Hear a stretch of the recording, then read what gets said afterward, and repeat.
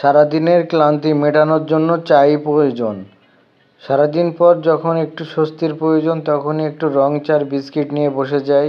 তখনই মনের শান্তিতে একটু চা পান করলেই শরীরটা একটু চাঙ্গা, এতে ভালো লাগে, শরীরটাও ভালো লাগে, ব্রেন শার্প হয়ে যায়, কাজ করতেও মনোযোগী হই, পরবর্তীতে মনে করেন দিনটাও ভালো যায়, এই আর কি অবস্থা।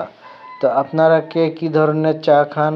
আমি চায়ে একটু চিনি কম খাই, চিনি বেশি খেলে স্বাস্থ্য বেড়ে যেতে পারে, এই কারণে চিনি খাই না। চিনি খেলে আমার খুবই অস্বস্তি লাগে। বিস্কিট হচ্ছে শক্ত স্ট্রাকচারের একটি উপাদান, খাদ্য উপাদান, যেটি আমরা খেয়ে থাকি নরম দাঁতে কিংবা চায়ের সাথে খেলে খুবই ভালো লাগে।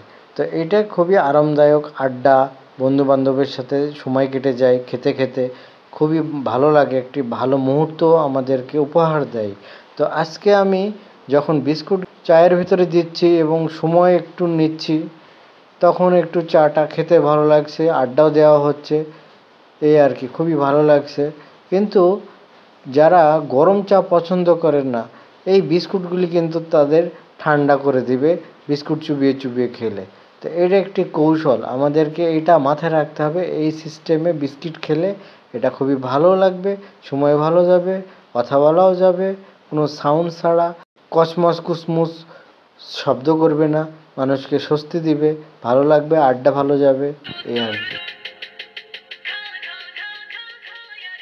তো তার সাথে আমার প্রয়োজন অ্যাসকরবিট ভিটামিন, যার কারণে আমি বিকেলের টাইমে একটু লেবু জাতীয় কোনো কিছু খেয়ে থাকি। তো এক এক দিনে এক এক রকমের ফল ফ্রুটস খাই, ভালো লাগে, শরীরটাও চাঙ্গা থাকে, মনও ফ্রেশ থাকে, স্বাস্থ্যর দিক থেকেও সজাগ থাকি, এই আর কি অবস্থা। তো দিনকাল ভালো যাচ্ছে, এভাবেই চলছে। তো আপনারা কীভাবে যাচ্ছে দিনকাল, তো একটু জানাবেন কমেন্টস করে। সকলকে ধন্যবাদ ভিডিওটি দেখার জন্য, সাথে থাকার জন্য।